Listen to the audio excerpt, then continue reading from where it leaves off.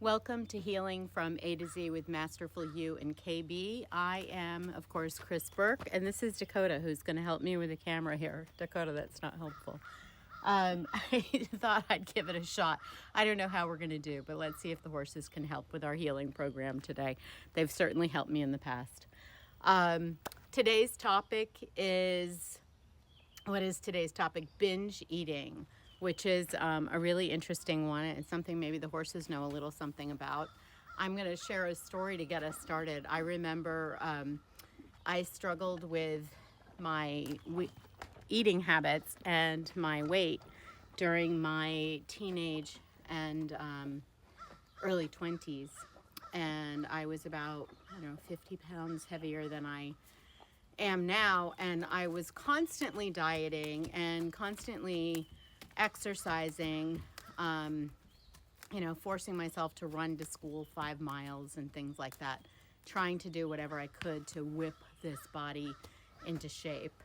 And in between those dieting attempts and all of that exercise, I would binge eat. And I remember one particular day when I went to the grocery store and I bought a birthday cake and ice cream. And then I decided to buy candles because I didn't want the cashier, who didn't know me and didn't care what I was doing, to know that I was going to go home and eat that entire cake and ice cream by myself, which I in fact did. And I think I did that after I ate like a Domino's pizza, because again, the pizza was delivered and it was very anonymous. Nobody would see me doing that. So there was a lot of shame around my eating, which is I'm getting a lot of camera help. You might like to see the helper here. Addison. Yeah. Hi, sweet girl. Thank you for helping me. So back to the binge eating story. So this continued for years, and it was this attempt by my conscious mind, my willpower, right, and my conscious mind to control what my body was up to unconsciously, what my instincts were driving me to do. So I was at war with myself, and I didn't understand that. I felt like my body maybe had a mind of its own, and in a way it did, but it was an unconscious mind that I am able to shape and cultivate. And when I changed what was in my unconscious mind, what was at the roots of it, the binge eating simply stopped. And one of the things that worked for me is when I got pregnant for my son. I was married and we got pregnant, and I suddenly thought of my body in this different way, because I thought, my God, my body is going to make an entire person, a baby, but an entire human being from scratch. Like, it knows with absolute precision how to do that. That's so incredible and mind-blowing. And I would tell people around me, and they would look at me like I have two heads. Like, there's nothing that miraculous about, babies. Everybody's doing it. Even, the birds are doing it. And it was like, no, I think this intelligence in my body is something profound. And instead of trying to control my body, maybe I need to learn to align myself with its wisdom. And I did. I started to trust it. It was actually when I was pregnant. I started trusting the cravings. If my body said I needed to eat an omelet, I ate an omelet. And if it said I needed, strawberry yogurt with chocolate wrapped around the outside, which to my husband's chagrin was like some miles away, then that's what I would eat. And I learned to trust it. By the time my son was born, my body was in a good set point for it. It's a place where I can do what I want to do, where I feel comfortable in my skin. So my binge eating went away because I stopped being at war with myself, and I stopped having a program in my unconscious mind that said, you're going to starve yourself. You better eat while you can. Because in effect, the dieting that I was doing, the dieting that I had grown up around, that my friends were doing, that family members were doing, this obsession with our weight, had created in me a fear of being starved. And that fear of being starved, whenever I sort of let my willpower off just a little bit, that fear of being starved would just burst through and take over. That's what our instincts do. It's so important. That's what the healing is about, to find out what it is that's got our instincts programmed in a way to act in contradiction or in conflict to what it is that we actually desire with our conscious mind.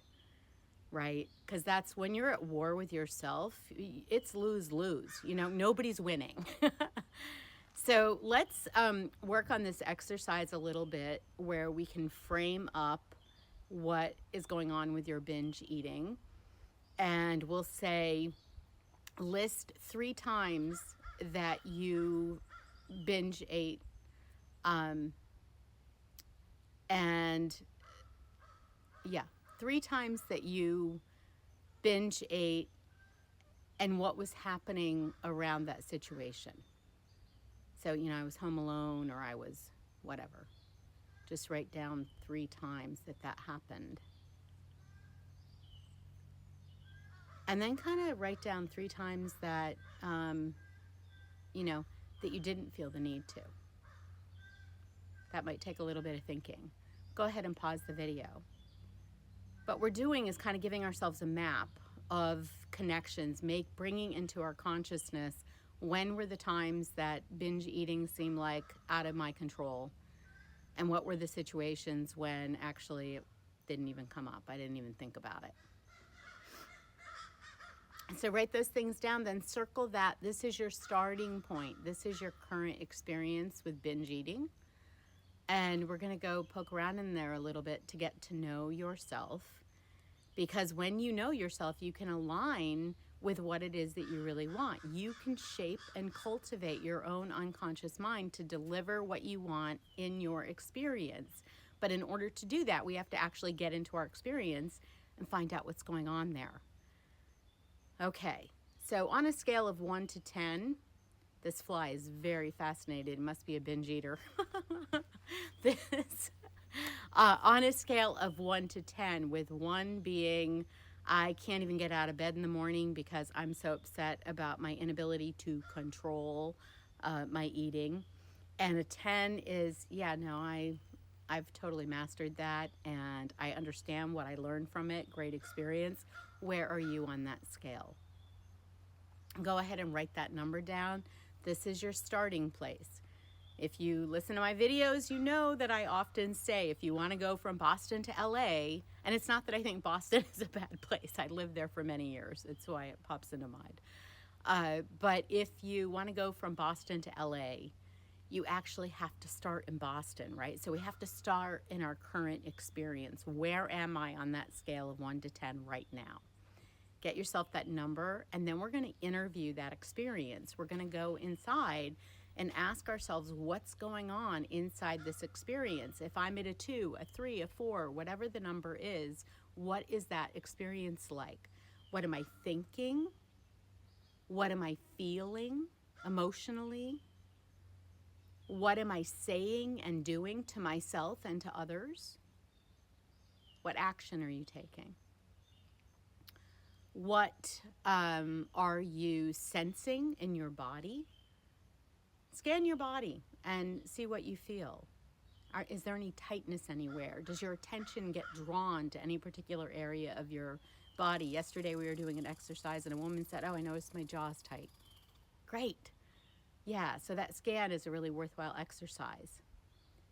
And then finally, what is it that you know when you were at this experience? Give yourself the opportunity to connect with your intuitive wisdom. What do you know is true? All right, when you've finished going through that experience, please take your time, pause the video if you need to, go back, play with this list. This is all about you getting to know you, because if you know what's going on right now, then you can choose a different place to be, a different experience to have, and that's what we're going to do next. On that scale of 1 to 10, where do you choose to be? Where are you going to take your experience with binge eating? I recommend, starting with a 7 or an 8 or something that feels a little more achievable. Something that you feel like, yeah, I can nail this. And also, as you move along, closer and closer to 10, 10 will keep elevating. 10 will keep being like, whoa, I had no idea it could be like this. I mean, this incredible.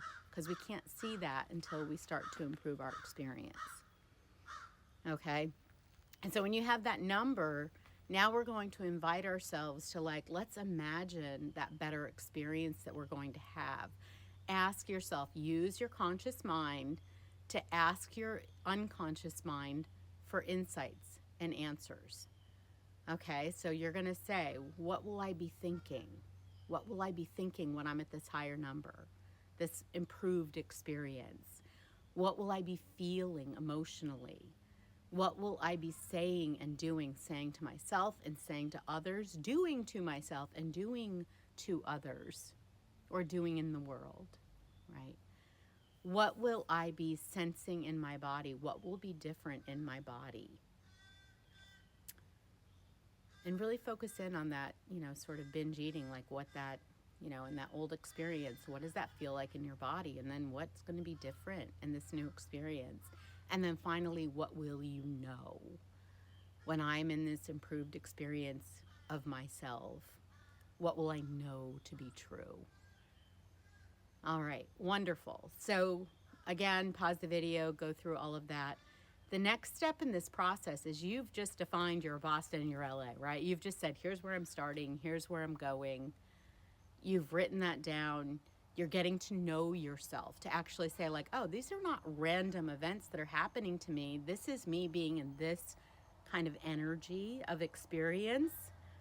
And 9 times out of 10, no, I'm going to say 10 times out of 10, that's the energy of experience that we grew up in, even when we think we've left it. Unless we've learned how to really navigate that internal world, we are likely still living in that experience because it's what we knew. It's what we adopted as children before we knew that it even had consequences. So you've decided where it is that you are and where it is that you're going. You're interviewing yourself. And now you're going to ask yourself a really important question. What do I need to know or do in order to move along on this journey and change my experience?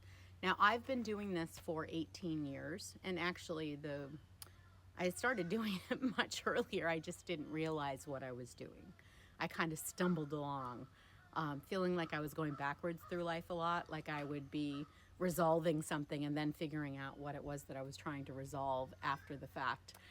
But it was all part of me becoming me. This is the way life works.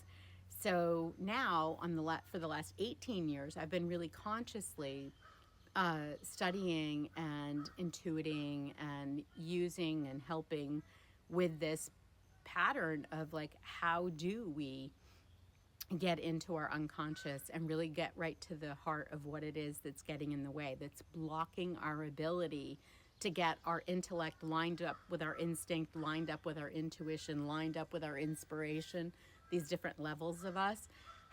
What's getting in the way of that happening? Because that's actually a very natural thing that occurs unless we've got some sort of trauma or some sort of belief that tells us that doing that is dangerous or would be, impact our survival in some way. And it's amazing how many of those beliefs we can have that we're unaware of. So it can be hard work. But this process that we have at Masterful You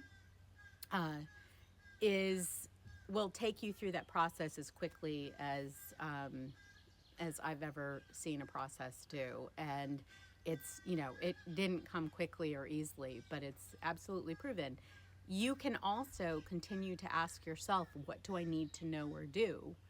And you will be led along on that process, right? All I did was keep asking my own inner world for answers and keep learning to trust what I was guided to do. I did a lot of breath work, a lot of body work, a lot of healing, a lot of reading, a lot of meditating, a lot of yoga, a lot of different things to kind of try to shift that perspective. And so all of those things are wonderful, wonderful tools to help in your healing.